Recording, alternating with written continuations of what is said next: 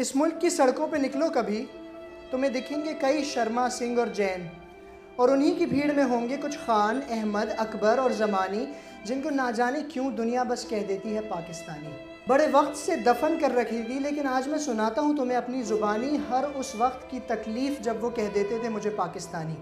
اکثر سوچا کرتا ہوں کہ آخر کہہ بھی دیا تو کیا، آخر کہہ بھی دیا تو کیا ہے تو وہ بھی اچھے بھلے انسان، لیکن جب اپنے دل کے تہہ خانوں میں جھانکتا ہوں تو مجھے دکھتا ہے صرف ہندوستان۔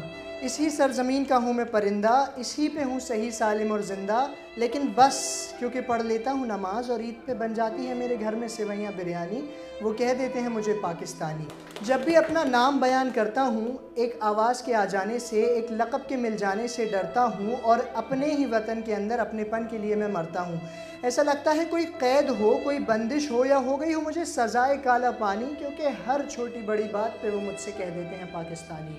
یہ میری ٹوپی صرف میرا سر ڈھانکنے کے لیے ہے، نہ کسی کو ڈرانے کے لیے، نہ کانپنے کے لیے ہے۔ ارے تھوڑی محبت مجھے بھی دے دو اگر محبت بانٹنے کے لیے ہے، لیکن نہیں، چاہے میرا جن گن من پڑھنے میں ہو روانی، یا میں انہیں سنا دوں ترانہ ہند کے پیچھے کی پوری کہانی، وہ نہیں مانتے، بس کہتے جاتے ہیں مجھے پاکستانی۔